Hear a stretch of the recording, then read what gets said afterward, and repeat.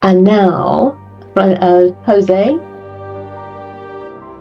Angel Pereira, it's your turn, our final guest speaker of the evening.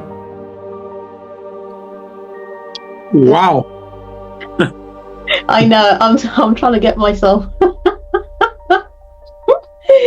Jose Pereira, a former oil company executive with 35 years of experience, endured 1,775 days of unjust captivity in Venezuela as part of the CITG 06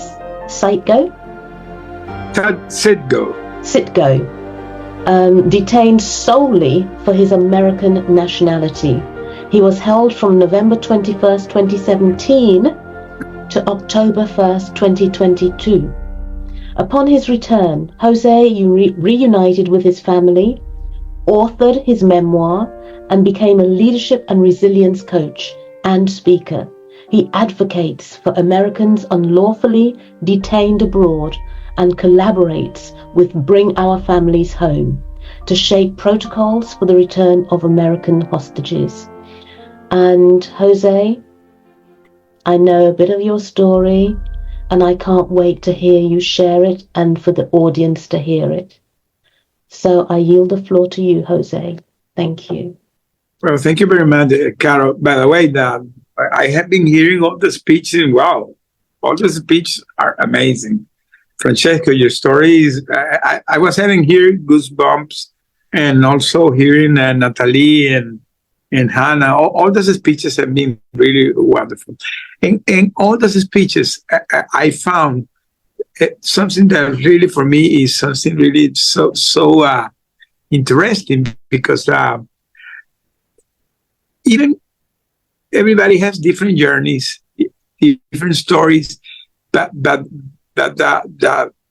common of the story is the resilience, that force inside you that makes you endure any situation in life. And that is exactly my story. And when I heard, for example, Natalie talking about that a leader has to be a true resilient guy, that's exactly what I always, I'm talking about it. That's why I decided to become a leadership and resilience coach. Because the people that doesn't know me, they are in this audio, or maybe can be hearing this recording after.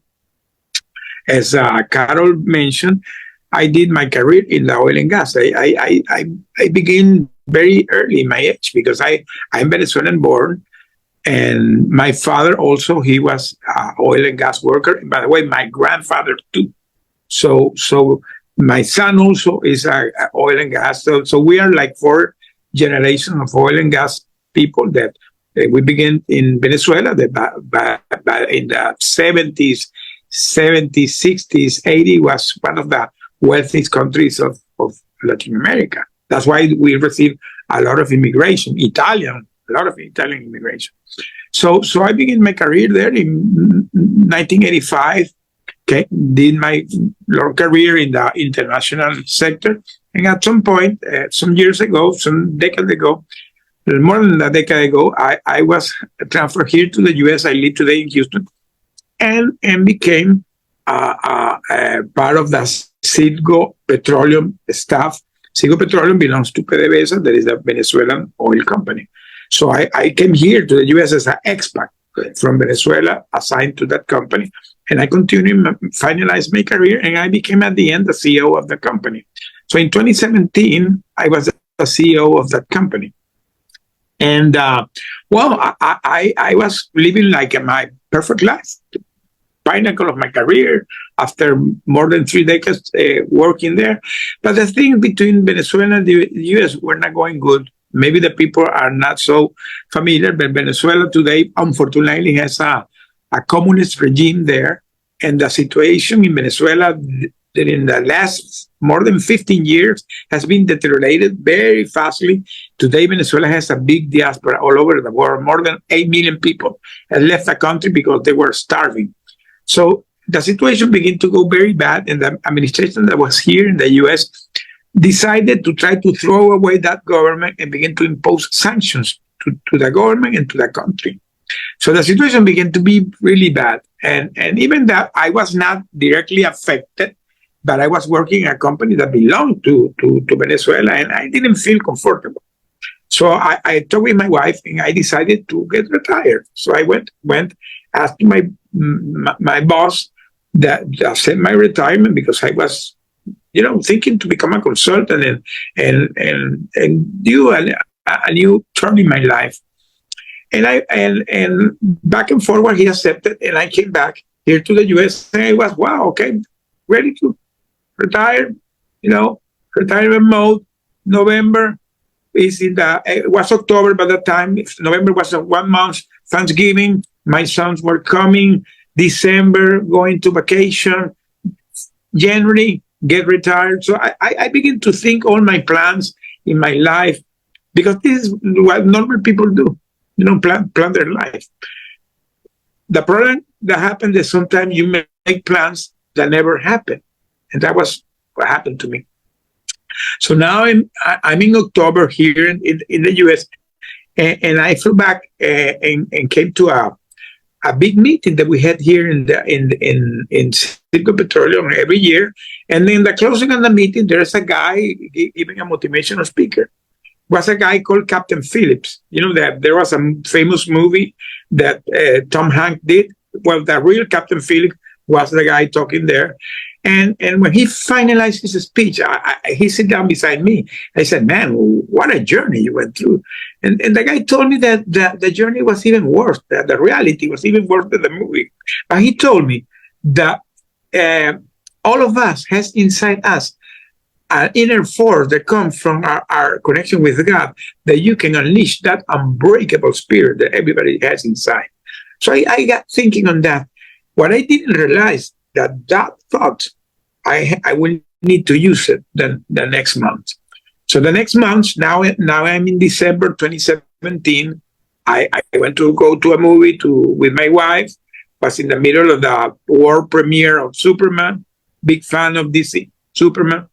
So I'm there taking dinner with a scotch with my wife, and my phone began to ring. And it began to ring and ring and ring and ring. I said, hey, somebody is insisting in the call, because adversity always comes with a call. So now that was my adversity, and that phone call was my adversity. So when I received the phone call, was my boss began to yell to me that why I was not taking the call. So I told him, well, I was in a movie. And he said, you have to come tomorrow to Caracas. There's going to be a big meeting here. All these things with the sanctions, we need to know how we're going to handle this. We were revamping a refinery in Aruba. You had to make the presentation of how the status of that refinery, how it's going to be covered during this period, etc. So next day, I'm flying to Caracas to make the presentation. I did my presentation. And the presentation was very fine. It was a standing ovation. And I was thinking, wow, what a way to finalize your career, my friend. More than 3 decades in the pinnacle of your career, big presentation, 1,000 people in the crowd, standing ovation. Good for you. I was planning to come back and begin my new life. Never happened. Never happened, because I saw like 20 guys coming, more than 6.4 foot tall, with these black outfits. I always say that they are Robocop outfits. So this guy came, and they use a mask. They use a very scary mask. By the way, my book, this is the mask, okay? You can see it here. And what you see there is that dungeon where we were kept. So this guy was the counterintelligence police of that country, called the DGCIN. And this guy came, asked for me, and we were charged to be American spies, committed treason to the country, have made a corruption, embezzlement, and a lot of things. And 1 minute before, a standing ovation. 1 minute after, with handcuffs, heading to that dungeon that I showed there. And that became our worst nightmare during 5 years. So life gives you that terms. because the problem is that adversity never announced. So I've been hearing all the stories here, and always is the same thing. Things happen. It comes. Adversity never announced. It comes and it comes. So now I'm in this situation, and the first thing that you do is you deny that this is happening to you. You say, no, there is a mistake here. This is not happening to me. But at some point, you realize that you're going through it. It's happening to you. So I said, hey, my friend, I didn't know. I didn't have no clue what was going on. But at some point, I said, there is something serious going here. And 2 days after, we were sent to the trial to begin the trial, a sham trial. And there was a handyman working, and he told me, hey, take a newspaper to read. And when I opened the newspaper, breaking news: 6 top oil executives were captured because they were accused to be spies. 6 guys. We were 6 guys. That's why we became the Citgo 6. We were 6 guys. I, the president of the company, plus my 5 top vice presidents, literally accused to be spies. Something ridiculous, but it was our situation. So there comes another path, because you first deny it, but at some point you have to accept that that is your reality. So the time that becomes from when you deny it and you accept it, it's going to be your choice. So, and then comes the resolution, how you decided to accept the situation. Are you going to do it in a negative way, or are you going to do it in a positive way? In our case, at the beginning, we went to a really negative way, because I was 1 year in a solitary confinement. I didn't know what was going on. I didn't have no clue what was going on. I didn't have no clue what day was, because I lost the sense of the time, because this guy had the light 24/7 all day long turned on, and we were put in a place that they call the submarine, without windows, without nothing. We didn't have fresh air. We didn't have running water. We didn't have food. There, we were beginning to starve. I lost 100 pounds in less than 10 months, because the situation there began to deteriorate very fast. But after 10 months, more or less, one day they opened the door and they say, come, that you have 1 minute call. And I hear the voice of my wife. When I hear the voice of my wife, she told me, how you are? I said, well, I'm alive. And she told me, we're working hard with the U.S. government since day one to bring you back. That for me was a boost of hope. That for me was a boost of hope. So now comes that I decided, okay, Jose, I begin to think more of the situation. Because in any situation in your life, the first thing you have to really do, and now I'm very clear on that, is you have to be calm and focused in the situation. So I decided to begin to be more calm and focused on what's going on. And I said, okay, Jose, you have to come back strong to your family. So there comes the shift in your mindset. So I came from those negative mindset with a very, very negative thought, even suicidal thoughts. And now I'm thinking, you have to come back to your family. More or less 2 months after, we were put together, the 6, because we were separated, 1 year, almost separated. Then we were put together, and we did like a board meeting, because we were executives. So we decided to do a survival plan. So when we do that survival plan, we said, we're going to do this in a very comprehensive way, in a daily basis. So we begin to do it very, very comprehensive, beginning to the eating in the morning, beginning to, and now we were allowed to have books, reading, exercising. You need to take care in adversity of your mental and your physical health, because people tend, in any adverse situation, to go down. You go to the bed and you stay all the day in the bed. So you do the things even worse. So now we are connected with our family, knowing that our family is doing a lot. Now I'm connected with my peers. Now I'm more focused on the situation. Now I'm more calm. And now I'm also having a positive mindset. And now I'm taking care of myself. So we decided, the six, to do exercise. We did yoga, meditation, static running, push-up.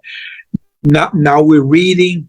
I decided to take a risk because the situation, as I said, we were starving, no food, and the pressure. By that point, 1 year after, our family was gone to the press. They did a big buzz in the press.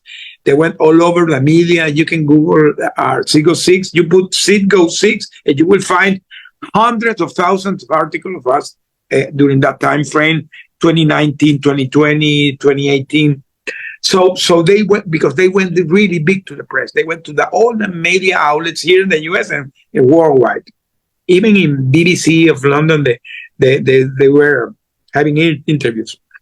So now there's a big pressure, and they allow us to begin to bring food. Our family had to bring our food. So our family created a logistic to put the food there. So my son had to move to Colombia. He moved, and then he began to organize every week a shopping to somebody cook in Venezuela and provide me the food. So when I was returning those trash cans, I decided to take the risk, and I began to write letters. I began to write letters and secretly putting in a double bottom of the trash cans, and those letters began to go out. And 2 or 3 days later, they came new food, and there was the reply of my wife, and those letters are what my book is going to be now. But not only that, when I came back, I found that my wife has transcribed the letters.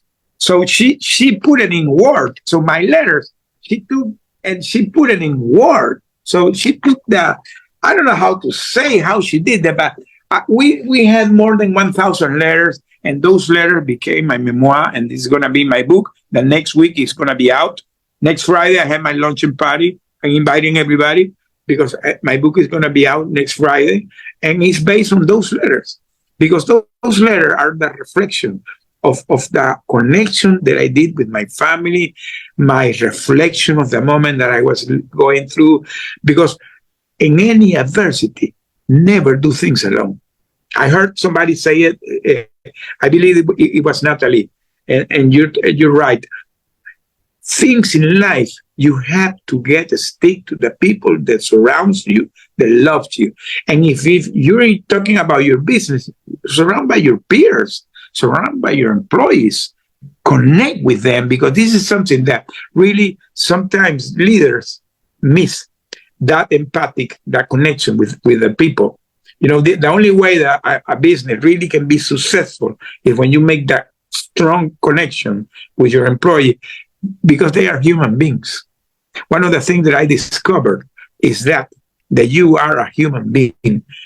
We are human beings. We, in that dungeon, we were with all the political prisoners of Venezuela, almost 400 people, very, very high-ranking people, you know, politicians and religious leaders and journalists and militaries. And, you know, we did a great connection because we were all people having the same suffering. So now we had that strong connection, and that gave us another extra boost of hope. And at some point, I had the opportunity, because now I'm reading, and I don't know how that book came to me, but it came to me, a book called Men in a Search of a Meaning of Viktor Frankl, a guy that was a survivor in the concentration camps.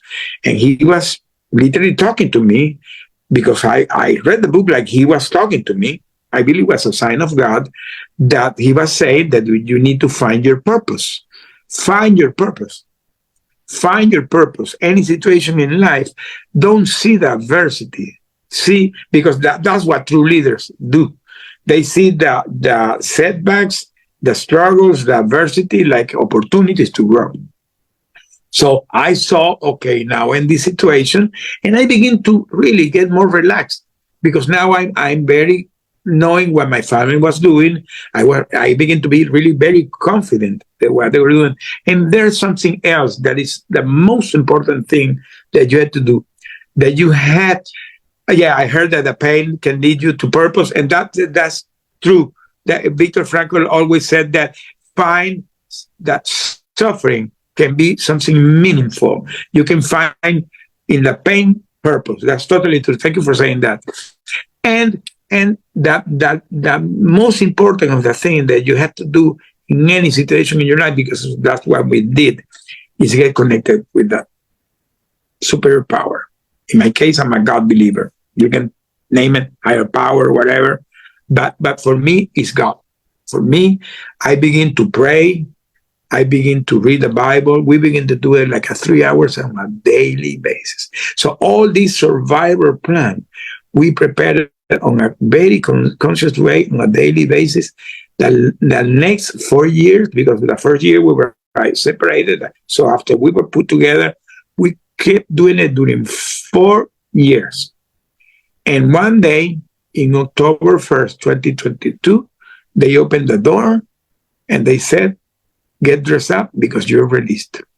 We were headed in an armored truck to the Maiquetía airport in Caracas. We were put in a plane that for me was so funny, was a PDVSA plane. I flew in those planes during years, so I recognized the planes. We were put in a PDVSA plane. They put us handcuffs. They tied our legs, and they were going to put us hooks. I didn't accept the hook, but they said that we were going to have a 1.5 hour trip. No clue where we were going, because to Houston is 5 hours. So we landed in a Caribbean island called San Vicente and Grenadine. Natalie, that's from Trinidad, maybe knows it because it's in the top of Dominican Republic. It's a very tiny island. So we landed there, and at the end, we understood that we were swapped with the two nephews of the Venezuelan president, and we were swapped, and we were put in an American plane. And after 5 years, I came back. I'm here. And I decided, as Carol mentioned in the beginning, because I discovered that this is something that was happening to another Americans here. Our family integrated a campaign called the Bring Our Family Home campaign. My wife today is retired of the campaign. Is more like a helping. There are people in front of the campaign. Unfortunately, they have families still in hostage situation, but I'm connected to them. I'm connecting also with the foundations that work in this area. I am always supporting. Part of the proceeds of my book are going to be for them. And this is something that I discovered that in my journey, because now I'm a guy more connected to God, and I do church service. And I discovered that God always has a master plan for you. So for some reason, I went to that situation that I'm not going to say that I'm happy that it happened to me, but I'm happy what I have learned. And I'm going to continue learning. This is a learning process. I'm in my journey. But now I found that I can help others in this. So that's why I decided to become a leadership and resilience coach, because I had my 30-plus career doing leadership positions. And when I went to my survivor situation, that I combined both, as Natalie said, leadership and resilience. It's a perfect marriage. You cannot be a good leader if you're not a resilient guy. You know that. You have to be bouncing back, adapting. One of the key things in any leader is be adaptive. Adapt to the situation. That's what we did. We were on a daily basis adapting to the situation. And my coaching program is based on that. So today, I became a leadership and resilience coach. I have a coaching program called Life Pills for a Survivor Guide, based on my experience. I do this motivational speaking at several stages, and I'm now becoming an author, and I'm a strong advocate for the hostage community. So anybody that wants to contact me, I have my webpage, Jose Connect, very easy. You can find everything there. Today, I have my newsletter every week in LinkedIn. every Sunday. I have a radio show every Monday in a Christian channel that airs every Monday morning through Facebook and LinkedIn audio. I attend events, and I also do coaching. And now that my book is going to go out, I'm going to begin a tour. This Friday is going to be my first. It's going to be a virtual event. I'm inviting wonderful people that have been supporting me here. I saw Annie there, and Annie was one of the. I believe that I was beginning this journey when I met Annie, and he was one of my biggest advisors. So I have been having wonderful people supporting me here. Carol is one. I met Carol a lot of months ago. So yeah. So any situation in life. Recapping, please remember, calm and focus, positive mindset, connection to your loved ones, taking care of your mental and physical health, and looking your inner force. That story of Captain Phillips, I found my inner force because it was connected with that. So when you do all these things and you find your purpose, believe me, any situation you're going in your life, you're going to make it. And I heard several stories here that is the testament of that. Because when you do that, things, the amazing stories that are here today is why the people are here talking with their testimony, because the testimony is something very powerful. So those testimonies that you are hearing today here are the proof that things always can be made. And remember, never give up, and never lose faith, and never lose the hope. Thank you very much, Carol, for having me here. Awesome. Oh my goodness. What an evening or afternoon, wherever you're joining us from, that we have been fed so many inspirational, what can I say? So many inspirational life experiences and the bounce back that has taken place from these amazing speakers. And I thank you from the bottom of my heart, Jose,